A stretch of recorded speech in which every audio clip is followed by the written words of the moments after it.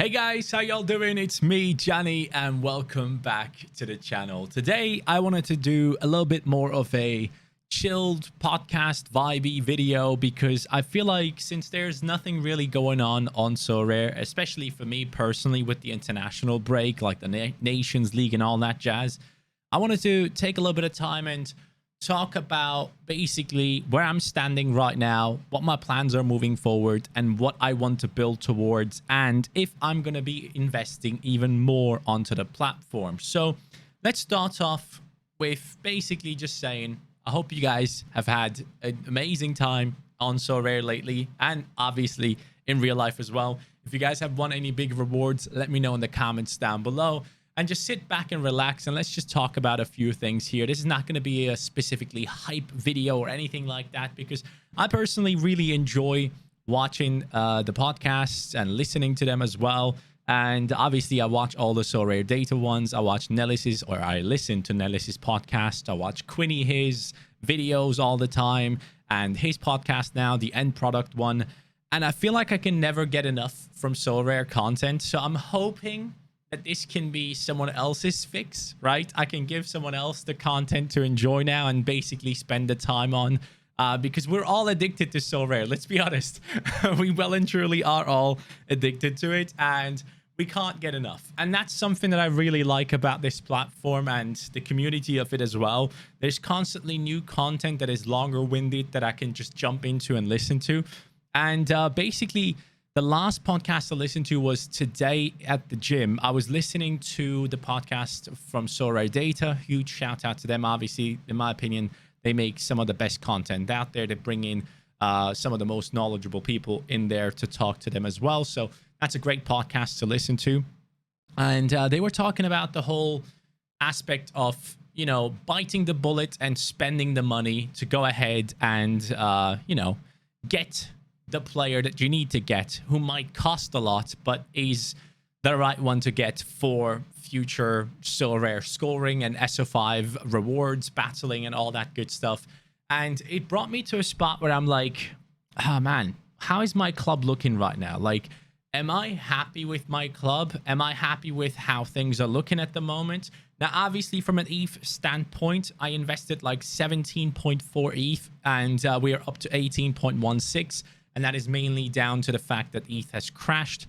And in terms of fiat, we are way behind. But it would have been way worse if I had just ETH and held on to it, because I would have lost a lot more in the value of my players, which is a beautiful thing to see, that I can basically hedge a little bit against the crypto market on Sorare. So it feels a little bit safer. And I like that a lot. But nonetheless, let's jump into what I wanted to talk about when it comes to my summer plans, when it comes to what I want to build towards, and what I'm really hoping to be able to achieve with the new European season coming across. So let's jump in. First of all, I think the goalkeeper situation is something that I need to address. I have 4 playing goalkeepers right now, which I'm very thankful for, because I had to, you know, cycle through a bunch of them to go ahead and get the right ones done. And by the way, I've heard a couple of people say that they can hear like my air conditioning in the background, and I really hope this is not an issue. Hold on. I'm trying to like turn it to quiet mode. Maybe that helps. Is that quiet mode? Hold on, I genuinely can't tell. Okay, now it's on quiet mode. I really hope that will make the experience during the videos better, because I can tell myself now there's that you know, that background noise is not there, because my mic is basically set up in a way where it will only pick up my voice when I'm talking, and when there's background noise coming in, it will come through. So yeah, hopefully it's better now. Nonetheless, let's go back into what we were talking about. We were talking about the goalkeeper situation. So as you guys might remember, I had the likes of Hasal and all those guys who, you know, either lost their spot in the team or got injured and all that stuff. And it put me into a spot where I had to get the goalkeepers as soon as possible and set them up for the summer. And luckily, I am set up for the summer. I have 2 goalkeepers here in Yang Hanbin and Crepo. Crepo I really like. Hanbin has just recently picked up the starting lineup spots again in that Seoul team, so that motivates me a lot, even though they have lost out on Han Boom, who is one of their top prospects a player that we also have in our team. I wanted to pair him up with the under 23s. Sadly got injured and is going to be out for a little bit longer, but hopefully by the time my teams come back to play, he can be back as well.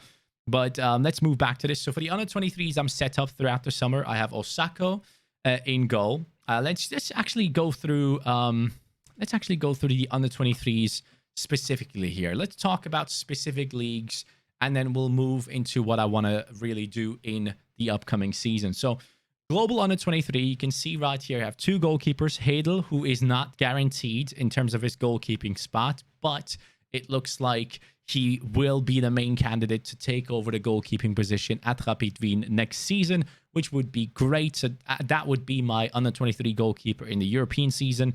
But up until like October, even November, we have October, I should say. We have the likes of Keisuke Osako, who has been very, very good. He has been getting some of the best scores, while players like Slodina and all those other guys have been struggling. So very happy to have Osako in my team. He's my under 23 goalkeeper. And as you guys know, I want to play under 23 Rare Pro. Now, for the under 23 Rare Pro, the ideal situation would have been that Hanbyom didn't get injured and Fuji would be put into the team. So that would be these two as defenders in the squad. And then in midfield, I would have used Keaton Parks or Fausto Vera, depending on matchups and rotation risks. And then for the forwards, obviously, we would have used Castellanos or Ferreira.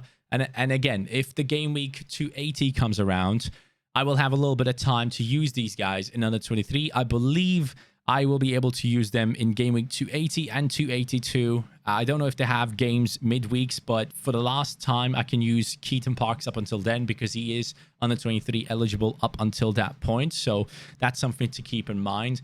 Once that is done, though, I might have to, work my way towards an America Pro team as well, because Keaton Parks, without the under 23 utility, is a player that I would like to use in All-Star Rare Pro if I need to. If the other matchups are not looking too good, he could be a great rotational player. But at the same time, the valuation of the Super Rare is quite high, where I'm at a space where if I can get rid of him for the same price, I would probably let him go, because I'm more confident with the likes of Fausto Vera and Fuji when it comes to under 23 Rare Pro.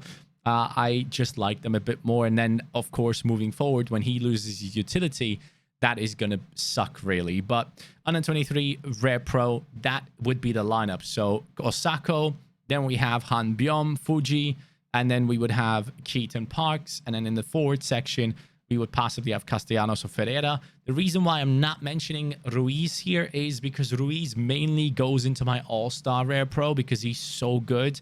And I feel like the All-Star Rare Pro team that I have is better than what I have for the under 23 Rare Pro. So I put him into the stronger lineup. But obviously, if I have perfect matchups for other players and I can put Ruiz into under 23 Rare Pro, that is something to think about. Then moving on into, let's say, global, right? If we go into the global section and we filter through, for All-Star Rare Pro, as we all know, I use Slovic and Morishige. I love these two. I really enjoy the partnership of those two, bringing me very high scores. I've been very pleased with them. In terms of another player that could be used for All-Star Rare Pro, I've brought in Sasaku, who just got an 80 score, which is great to see. And then for the midfield, we have options in the names of Acosta, Ruiz, all depending on the matchups. Those guys will be put in there. And of course, as the forward, we have the likes of Cesinia, who is the cheat code. If we go into Cesinia's scores, he is the cheat code. And him and Gil, I guess, throughout the summer period, are respectively the best players in their positions. So forward, Cesinia is number one.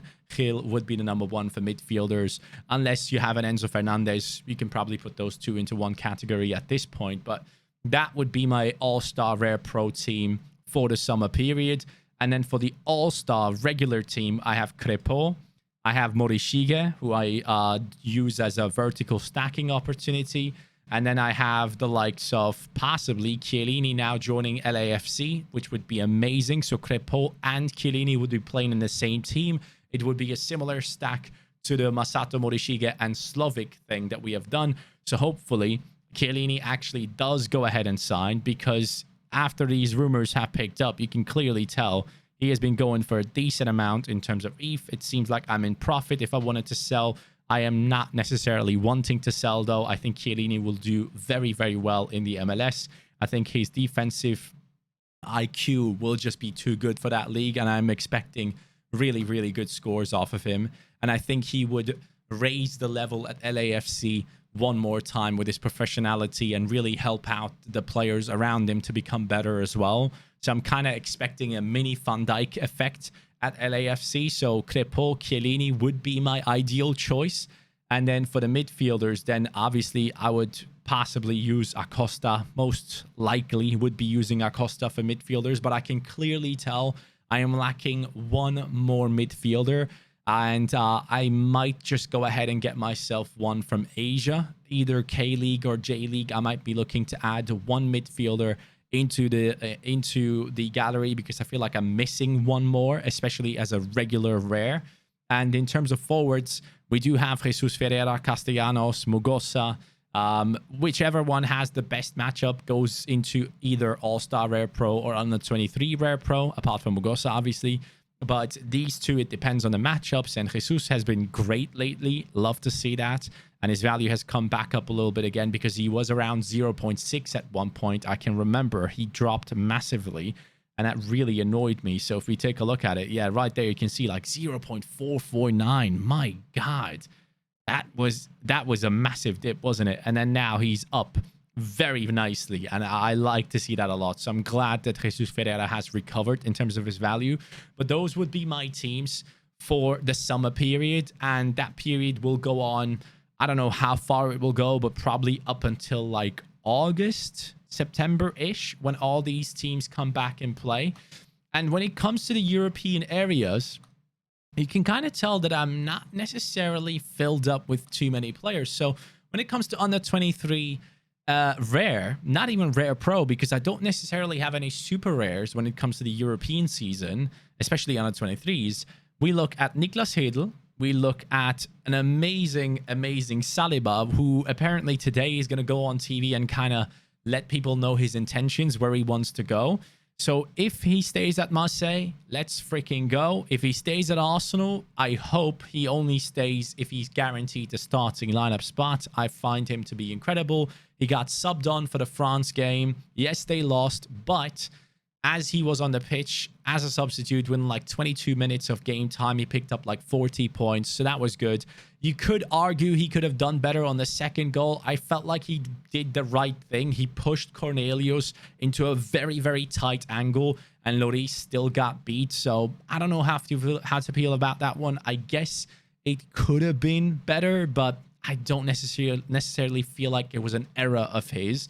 But moving on, we could have Niklas Hedl, Saliba. Luca Netz is going to be an interesting option. Gladbach just signed a new coach. The former coach of Norwich has signed for them, Daniel Farke, for a deal up until 2025. I think he could do well. I'm excited. He played some good football at times with Norwich, especially in the championship.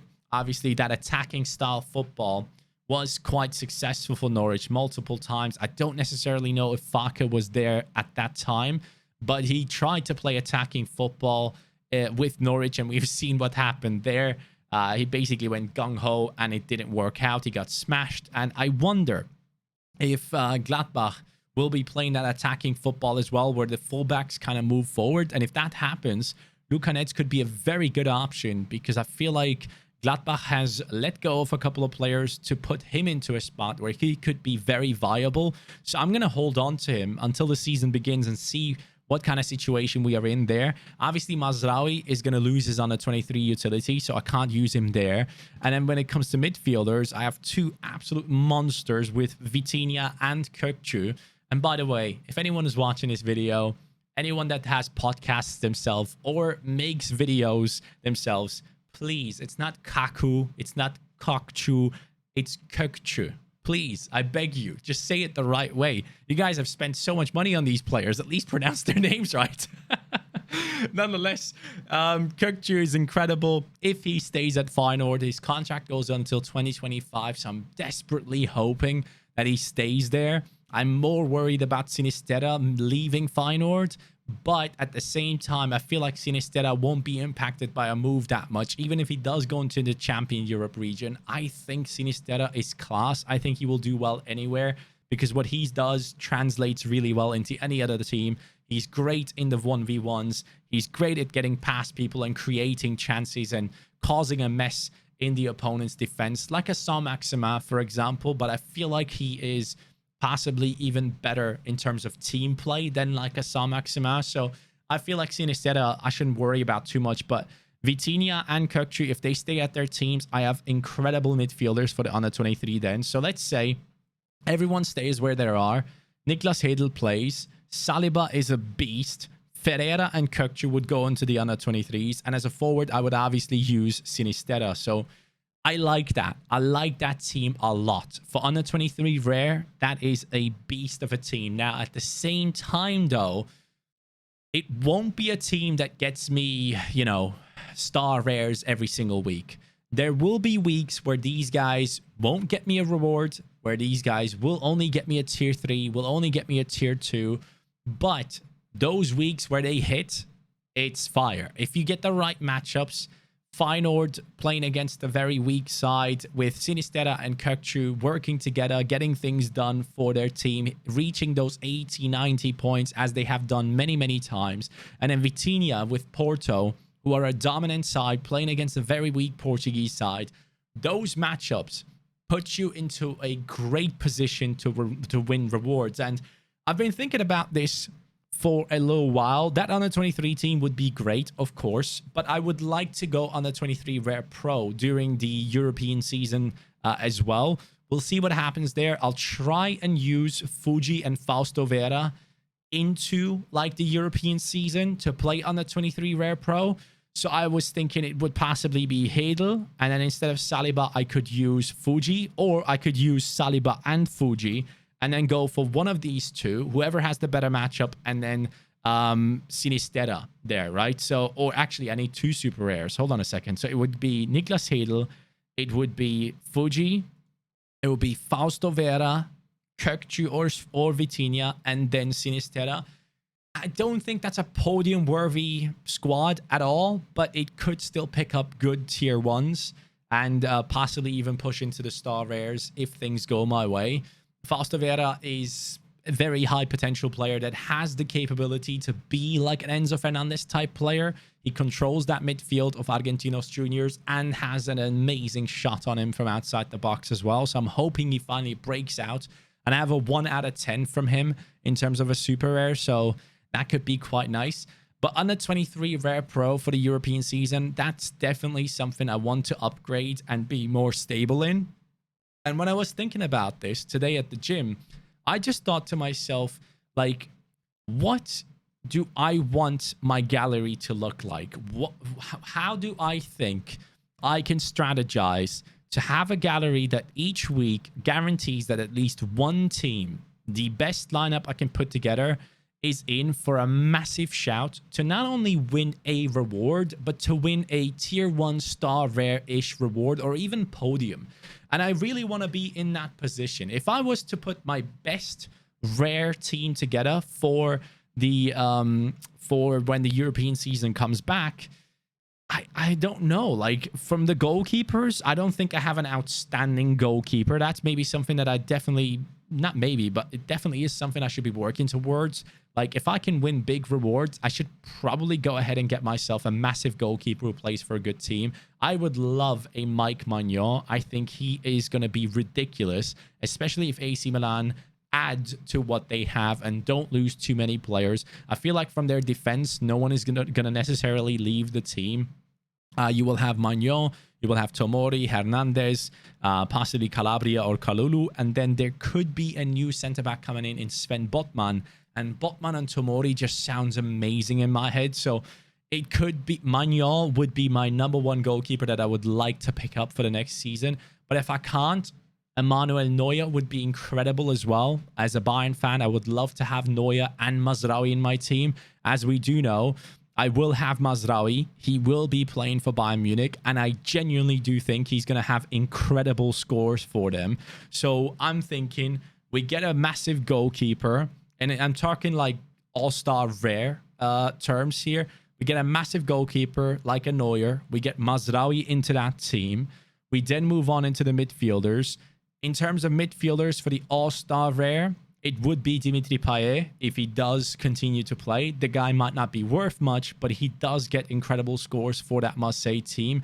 But I do feel like I am lacking another consistent top of the line player there to be able to compete. So possibly like a Van Aken or something like that would be great. Or one of the Ajax midfielders would be very nice to have as well. And in terms of forwards, Dembele could be moving. He only has 1 year left on his contract. Apparently, Olympique Lyon are very close to signing Lacazette. He goes back to Olympique Lyon. That opens up the opportunity to cash in on Moussa Dembele, who I, in my opinion, think is way better than Lacazette anyways. So Moussa Dembele, if he gets a big move to a club, and I think if he does do that, it will probably be a better club than Lyon. So he gets better service, hopefully. And that will then lead to him being an even more efficient goal scorer. I think this is a massive shout here that I'm about to make. But honestly, I think Moussa Dembele at Bayern Munich would score 35 goals. I'm not even kidding. I know I'm hyping him up right now due to me owning him and how well he has done for me. But look at these scores. He's doing this in a Lyon squad that was struggling. And for the second half of the season, this man has been on fire. Like, he has been so consistent. Look at those last game weeks. Every single game week he scored. Every single one. Like, how good was he for a side like Lyon who have struggled big time? And I honestly think if Bayern Munich want to go ahead and take a chance on a player who would do well in their team, I genuinely do believe he would do absolutely incredible. Moussa Dembele could be class. The guy's only like 25, 26 years old. It's an amazing age for a striker, and you can clearly tell when you look at the goals he has scored this season. The guy can score from outside the box. He can score from ridiculous angles. He can outmuscle defenders and put himself into a spot where they can't get onto the ball, take a shot with his left or right foot, take shots on volleys and score, which he has shown as well. And he's decent in the air. Not decent, he's actually good in the air. He does miss a couple of big chances, but if you're in a team like Bayern Munich, you're bound to miss chances, multiple ones of them, but no one will remember because you will score a bunch of those chances anyway. So at the end of the day, I think Moussa Dembele would be incredible at Bayern. I know Bayern wants a big name if they do let go of Lewandowski, which looks more and more likely. If he does go, apparently there are Darwin Núñez and Osimhen and all these guys in terms of talks to come in and do well at Bayern Munich. I think Moussa Dembele would be incredible for the value that they get out of him. I think he wouldn't necessarily go for an insane price tag, and I think he would do so well at that team. That's just my thoughts. But yeah, those are possibly the teams that I can put together. And I'm fully aware that my All-Star Rare team needs a lot of work when it comes to trying to competing during the European season as well. But luckily, a lot of my players that I have from Asia and the MLS do play into the European season. So hopefully we can then go and win massive players, because players like Cezinha, even when the European season is back, he's going to be one of the best attackers to have on the platform. And I'm glad I have him. And it shows, like, having him, that value of having him in the squad feels incredible. I got him for like 0.85 ETH. He's now worth at around like 3 days average 0.47, basically around twice his value that I picked him up for. And I'm just so glad that I picked him up at the time. And at the same time, while I'm looking at all these teams that I have now, I'm thinking about one thing specifically in my mind, and that is playing the matchup game. I think it is incredibly important to have as many players as you can from the top teams in each division. So if I, as a Bayern fan, I want to have at least 2 Bayern players, all right? I have Mazraoui already. I want to add at least 1 more to my list. I want to have at least 1 Ajax player. I want to have 2 Porto players. I already have Vitinha. I want to add 1 more to my list. I want to be in a spot where every single week when I look at my gallery, I have at least 1 or 2 players from each of the top teams in their leagues in my gallery, because that will always put me into a position where I will have the power plays of being able to pick a Bayern player, pick an Ajax player, pick a Porto player, put them together with other decent players into one team and do extremely well due to good matchups. And those teams that are very dominant will always deliver. And I will end up getting myself at least a reward. And I was thinking about this, and I think I want to pull through on this, and I want to follow through on this. I want to go ahead and get myself 2 players that are playing in the same team. So 2 players from each team that I feel like will be very strong next season. So I want to have 2 players from Bayern. I want to have 2 players from Porto. I want to have 2 players from Ajax. I don't know why 2 sticks in my head, but I feel like that is what I want to do. I don't want to go full on big stacking on certain teams. I don't want to have 5 Bayern Munich players. I feel like that was too stressful for me when I was watching the games. Every single move in the game meant so much to me. Every single move that happened in a Marseille game, I was paying attention to who lost points, who did this, who did that, and I just didn't like that experience. So I want to have a max of 2 players per team. I want to build towards that. I think that's one thing that I want to put myself, put ahead of me as a goal.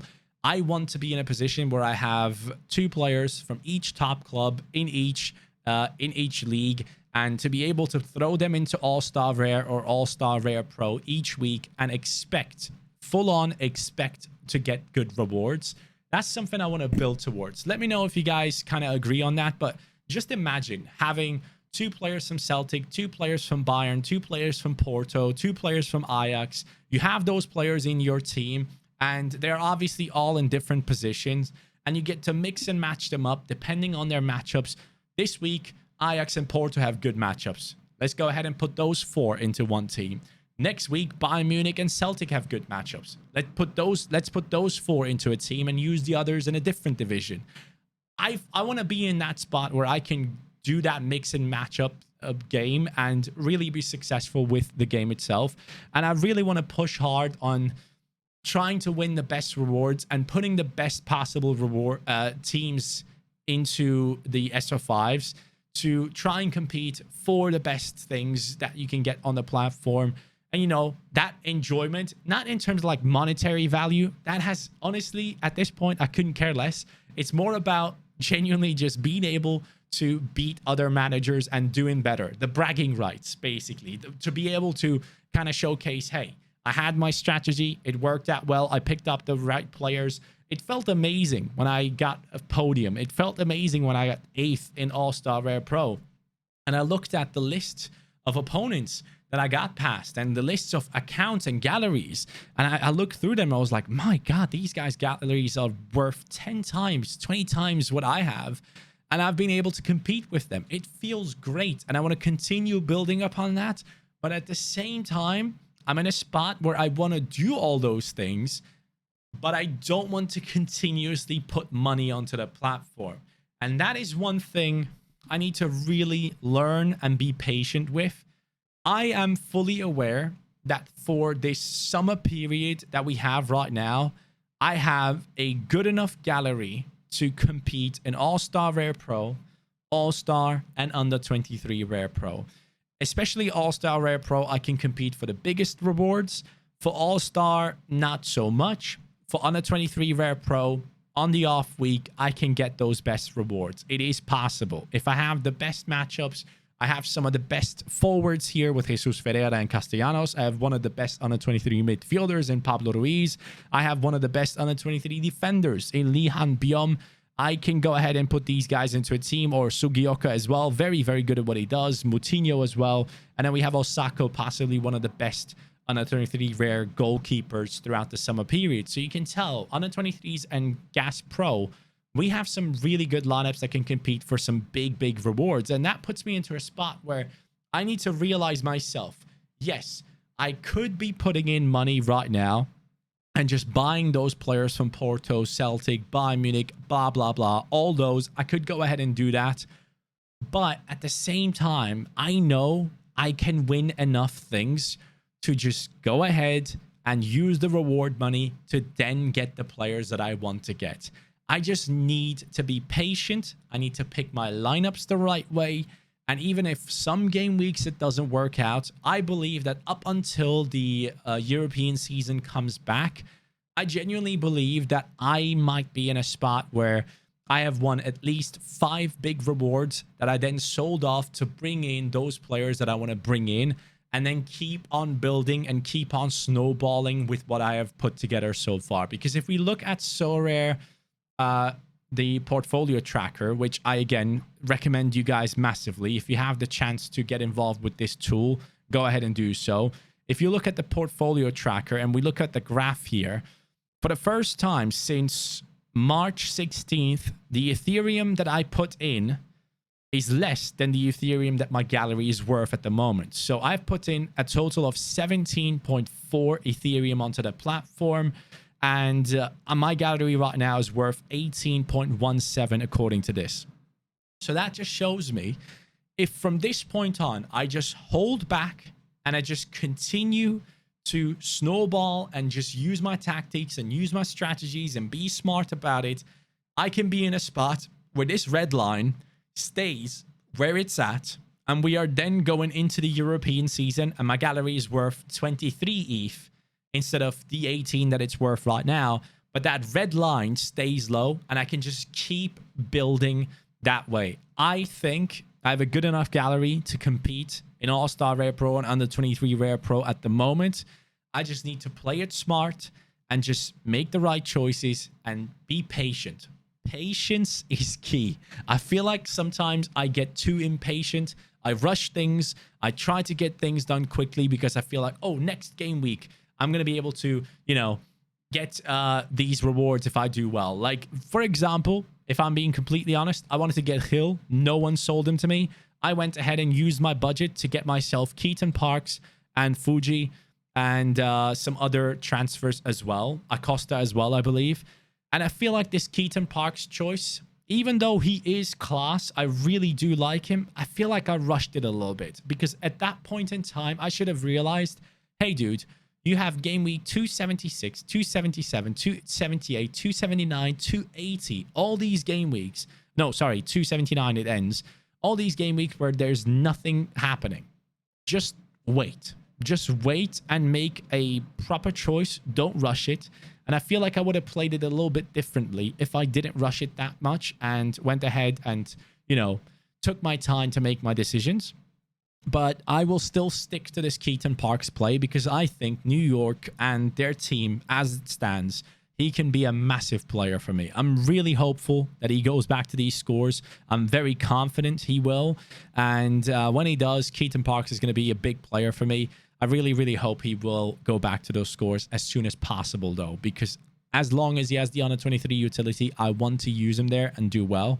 But generally speaking, guys, with Sorare right now, I'm in a spot where I'm very happy. I'm very happy despite my my fiat value being down massively, right? So technically, I have deposited 45,000 euros and my gallery right now is worth around, what is it? It's like 31,000 euros. So technically, I'm at a 14,000 euro loss, but I have the patience. I have the patience. I know Sorare is going to be massive. I know that I rushed into the product a little bit and didn't necessarily take my time or buy at the right times. I bought players at the top many, many times, and I will keep on making that mistake. But patience is something I need to learn, and I will learn it in the best way possible when I just see this graph keep going up, the European players picking back up in price, and my gallery just yielding rewards and pushing that up as well. In terms of ETH, it makes me very happy to see myself above the red line. So I can't wait to see what that is going to feel like once it's the same for fiat value. I think there's a bunch of players in my gallery that will pick up big time in terms of the value, especially if they stay where they are. So Vitor Ferreira, Kirktrue, Sinistera, some of my biggest investments into the platform, Saliba, these types of players, if they are confirmed to stay where they're at, it's going to be big. It's going to be big. They're going to pick up big time in price. And if the Premier League has announced, the entire market is going to go up, in my opinion. and then we will see that line up there as well. But I feel like I've invested enough now, and I just need to use what I have and, you know, hold myself back and just make the right decisions. And I feel like it's a nice challenge to have. So I'm going to try my best. Please try and help to keep me accountable. Just keep telling me if I go ahead and tell you, I want to buy this, I want to buy that, I want to deposit more. Just tell me, Johnny, be patient. Your gallery is good enough. Just go ahead and do your lineups, do your research, try and win things, and it will hopefully go well. But guys, that is all I want to say. It's been 35 minutes of me rambling on, but I really felt like I needed to come back and give you guys a little bit of an update on how things are going. SO5 wise, I was able to put this team together. Hopefully we can get ourselves a threshold from these three that are remaining. At least 205 would be nice. Turkey has a decent matchup there. Pablo Ruiz against Whitecaps is going to be a big game. I'm definitely going to be watching that one. Can't wait to see what happens there. Mugosa has been called up to the national team, so I'm excited to see if he's going to play. If he doesn't, that's fine. I just hope that, yeah, we can get that threshold going. But nonetheless, guys, thank you so much for watching. I appreciate you all. I had a great time being back again on the channel, and I'm really hoping that moving forward, we can just be patient, make the right choices, and then build towards my target of having 2 players from each big team that I truly believe will do well in the next season. I'm looking forward to it, and I hope you guys are as well. And I'm sure my strategies will keep on changing, but that is how I feel right now. And hopefully we can keep on building upon that. Thank you guys so much for watching. I appreciate you all. Catch you guys next time. Take care and peace.